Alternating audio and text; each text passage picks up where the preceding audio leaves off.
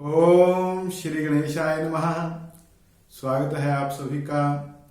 सभी जीवन में सुखी रहें, स्वस्थ रहें, उन्नति करें, किसी को भी दुख तकलीफ और कष्ट न हो, इसी भावना के साथ आज हम लग्न में सूर्य के भिन्न भिन्न राशियों की सीरीज में आज चर्चा करेंगे।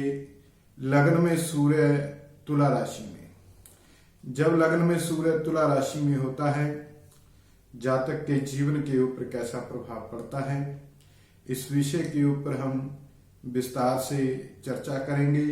और जब लग्न में सूर्य होता है, कौन कौन से योग बनते हैं, इसके ऊपर भी विस्तार से चर्चा करेंगे। और तुला राशि में लग्न में जब सूर्य हो तो उसके ऊपर जो जो ग्रह की दृष्टि हो उसका क्या प्रभाव होता है, इसके ऊपर भी आज हम चर्चा करेंगे। तो तुला राशि सूर्य की नीच राशि है। इस राशि में सूर्य मंदा होता है, नीच होता है और अशुभ माना गया है, मंदा माना गया है। और 10 अंश का सूर्य जो है परम नीच का माना गया है।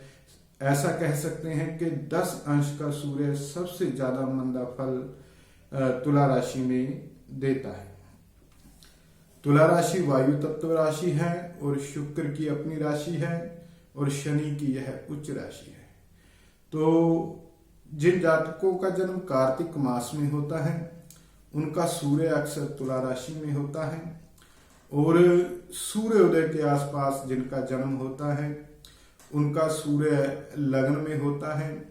16 अक्टूबर से लेकर 15 नवंबर के मध्य में जिनका जन्म सूर्योदय के आसपास होता है, उनकी कुंडली में सूर्य तुला राशि में लग्न में होता है।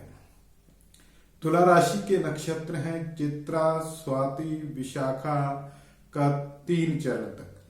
विशाखा का पहला, दूसरा, तीसरा चरण ये तुला राशि के अंतर आते हैं।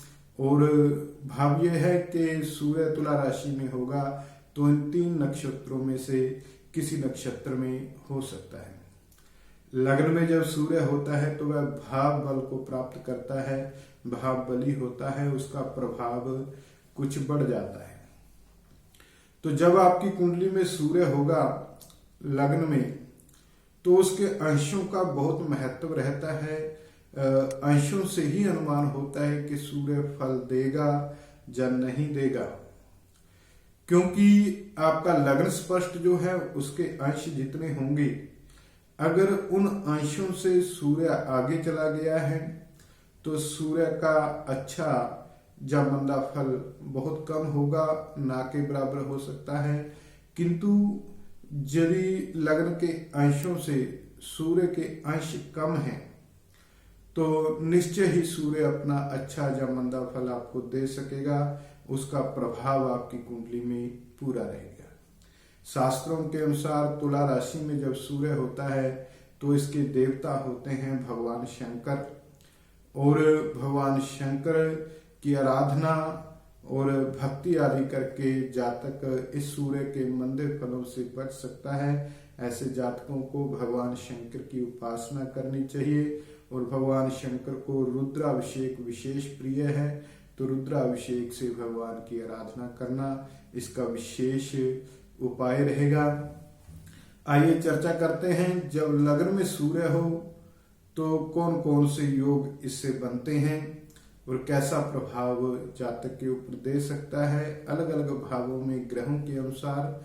और उसके बाद चर्चा करेंगे लग्न में तुला राशि में होने पर क्या प्रभाव होगा।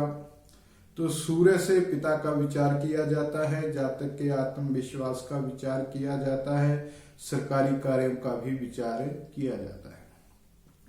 यदि लग्न में सूर्य नीच राशि में हो, अब यहाँ पे नीच राशि में है ही, तो इसके बहुत मंदे फल हो सकते हैं। जातक को पिता सुख में भी कमी होगी, आत्मविश्वास में भी कुछ कमी हो सकती है। यदि सूर्य से चौथे भाव में राहु, शनि या मंगल हो तो पिता को अरिष्ट होता है, पिता के सुख में विशेष कमी होगी। वैसे तो ये तुला राशि में होने के कारण ही पिता सुख में कमी करेगा। और पिता के साथ साथ अब तुला राशि में होने के कारण माता को भी कष्टों का सामना ज्यादा करना पड़ेगा।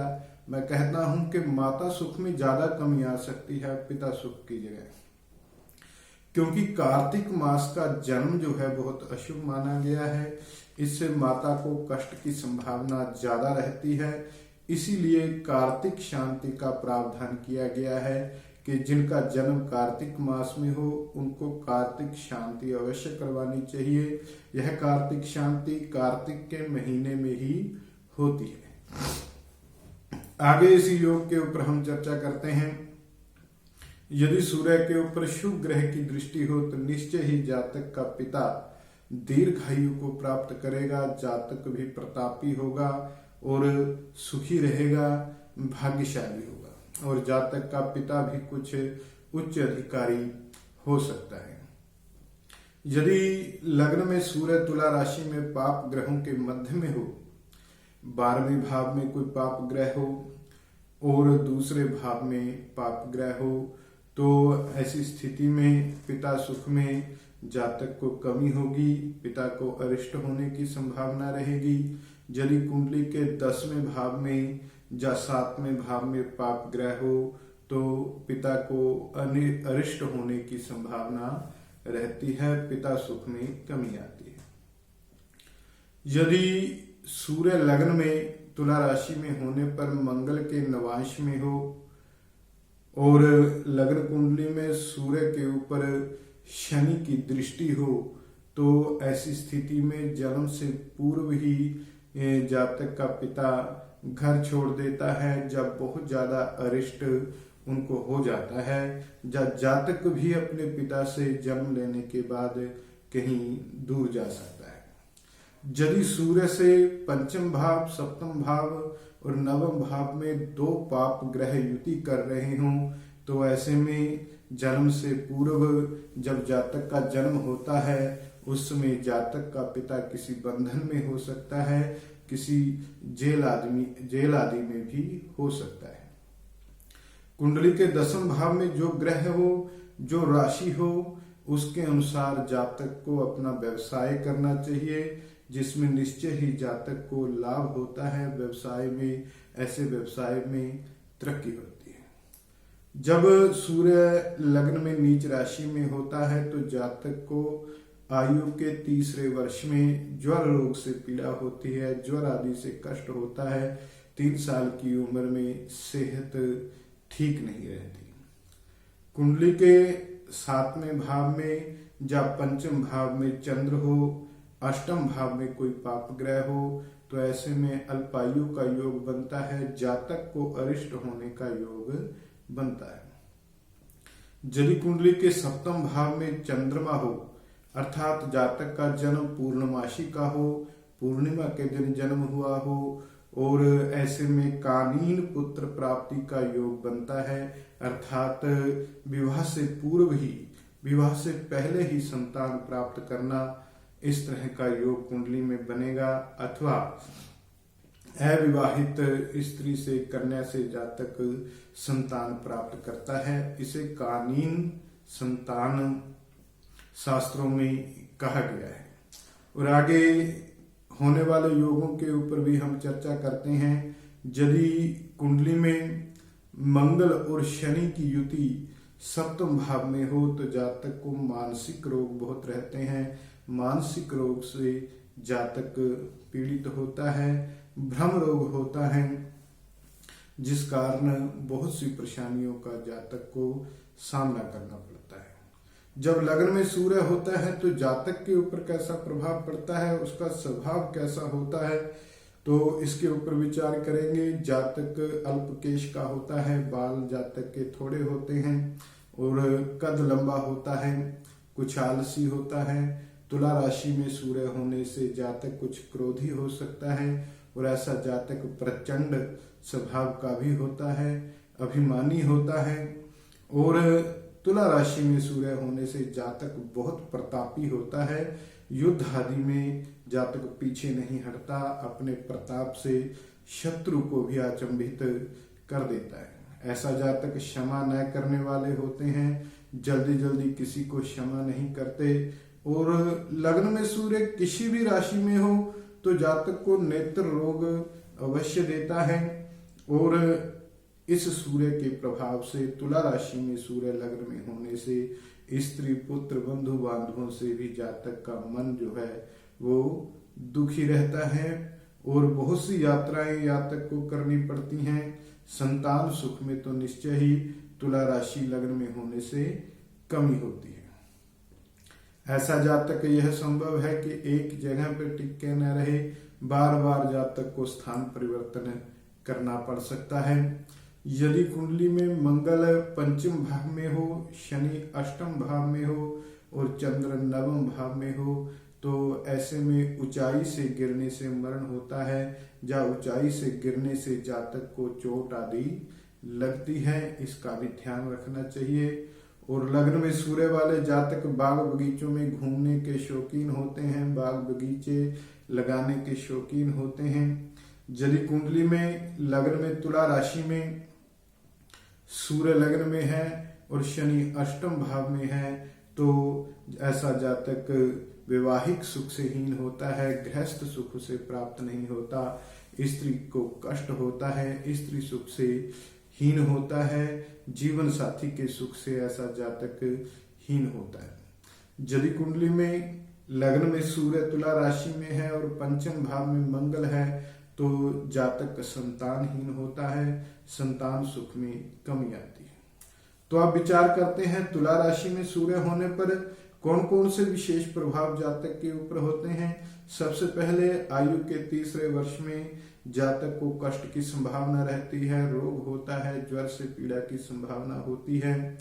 और तुला राशि में सूर्य होने से बहुत अनिष्ट फल जातक को देखने पड़ सकते हैं। बचपन से ही जातक को बहुत अनिष्ट फल देखने पड़ सकते हैं। माता पिता के सुख में जातक को कमी आ सकती है, धनहीनता होगी, दरिद्रता का सामना करना पड़ सकता है। यदि कुंडली में कोई और ग्रह योग कारक नहीं है, कोई और ग्रह उच्च का नहीं है तो निश्चय ही ऐसा जातक दरिद्रता का सामना करना पड़ता है। और तुला राशि में सूर्य लग्न में होने से जातक कुछ ईर्ष्यालु स्वभाव के होते हैं, ईर्ष्या करने वाले हो सकते हैं और आंखों के रोग जातक को होते हैं। जातक बहुत प्रतापी होते हैं, शूरवीर होते हैं। और तुला राशि में सूर्य होने से जातक ज्ञानी जनों से द्वेष करने वाले भी होते हैं और ऐसे जातकों को जीवन में मानहानि का सामना करना पड़ता है। सूर्य की दशा में भी मानहानि का सामना करना पड़ सकता है। ये सभी फल जो हैं उस समय ज्यादा प्राप्त होंगे जब सूर्य की दशा अंतर्दशा चलेगी। तो ऐसा जातक कार्य करने वाला होता है, नौकरी करने वाला होता है और बिना विचारे कार्य करता है, बिना सोच समझ के ही काम करता है, कोई कार्य कर देता है, बाद में जातक को बहुत ज्यादा पछताना पड़ता है। और ऐसे जातक बचपन में कुछ कमजोर हो सकते हैं और संघर्षशील हो सकते हैं। और बहुत देखा गया है कि तुला राशि में सूर्य होने पर जिनका जन्म होता है ऐसे जातक बहुत ज्यादा चंचल हो सकते हैं, बहुत ज्यादा जिद्दी हो सकते हैं। इस सूर्य के प्रभाव से माता को कष्ट की संभावना रहती है। और सूर्य के प्रभाव से जातक न्यायशील होते हैं, कला कौशल में जातक को रुचि होती है और शास्त्रीय विषयों में भी जातक रुचि रखते हैं। पिता सुख में जातक को निश्चय ही कमी का सामना करना पड़ेगा। लग्न में सूर्य होने से नीच राशि में भले ही हो किंतु ऐसे जातक फिर भी भाग्यशाली होते हैं, भाग्यवान होते हैं। और अक्सर देखा गया है जब सूर्य परम नीच का हो, 10 अंशों के आसपास हो तो ऐसे जातक नास्तिक हो सकते हैं, धर्म के प्रति उनकी आस्था कम हो सकती है। यदि सूर्य इससे ऊपर चला गया है तो जातक धार्मिक भी होते हैं।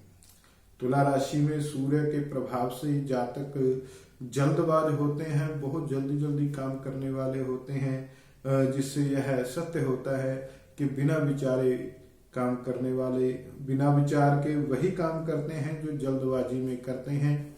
कोई काम जल्दबाजी में करते हैं और ऐसे जातक धैर्यहीन भी हो सकते हैं। ऐसे जातकों को जीवन में सफलता के लिए धैर्य से काम लेना चाहिए, सोच विचार कर ही कोई कार्य करना चाहिए। यदि शुक्र या शनि के साथ सूर्य युति करे तो बहुत अच्छा फल प्राप्त होगा। राजयोग की तरह जातक को अच्छा फल प्राप्त हो सकता है, क्योंकि शुक्र की यह अपनी राशि होगी और शनि की नीच राशि होगी, जिससे सूर्य का मंदा फल जातक को प्राप्त नहीं होगा। इस राशि में, तुला राशि में सूर्य लग्न में होने से जातक को 15वें वर्ष की आयु में कष्ट की संभावना रहेगी। अब हम जो ये सारा विचार कर रहे हैं, ये सूर्य के अकेले तुला राशि में लग्न में होने का हम विचार कर रहे हैं। यदि साथ में कोई ग्रह आ जाए तो उसका फल बदल सकता है, सूर्य का फल में कुछ बदलाव आ सकते हैं। यदि रोग का विचार करें तो ऐसे जातकों को मलेरिया, सूखा आदि रोग होने की संभावना रहती है। सरकारी कार्यों में ऐसे जातकों को बहुत से विघ्नों का सामना करना पड़ सकता है। जल्दी जल्दी कोई सरकारी कार्य जातक का नहीं बनेगा और ऐसे जातक को अक्सर पराजय का भी सामना करना पड़ता है। तो आइए अब विचार करते हैं दृष्टि प्रभाव। बाकी ग्रहों की दृष्टि यदि सूर्य के ऊपर हो तो जातक के जीवन के ऊपर कैसा प्रभाव होगा। यदि कुंडली में चंद्रमा की दृष्टि सूर्य के ऊपर हो तो ऐसी स्थिति में जातक व्यभिचारी हो सकता है और प्रिय बोलने वाला होगा। जलीय पदार्थों का व्यापार करने से जातक धन लाभ प्राप्त करेगा। यदि तुला राशि के सूर्य के ऊपर मंगल की दृष्टि पड़ रही हो तो ऐसी स्थिति में जातक बहुत वीर होगा, प्रतापी होगा और शत्रु जातक का सामना नहीं कर पाएंगे और ऐसा जातक साहसिक कार्यों से धन लाभ जो है वो प्राप्त करता है, यशस्वी होता है और कुछ विकल भी रह सकता है।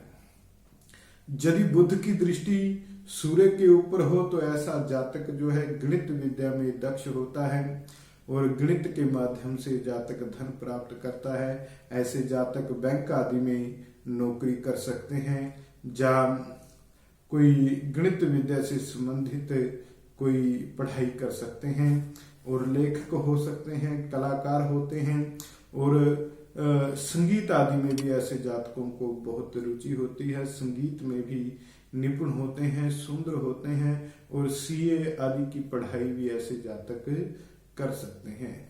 और यदि सूर्य के ऊपर गुरु की दृष्टि हो तो ऐसी स्थिति में जातक के मित्र बहुत होते हैं और जातक के शत्रु भी बहुत होते हैं। ऐसी स्थिति में जातक कोई अच्छा सलाहकार हो सकता है, कोई राजमंत्री हो सकता है और ऐसा जातक सुंदर नेत्रों वाला होगा और कांतिमान होगा, यशस्वी होगा।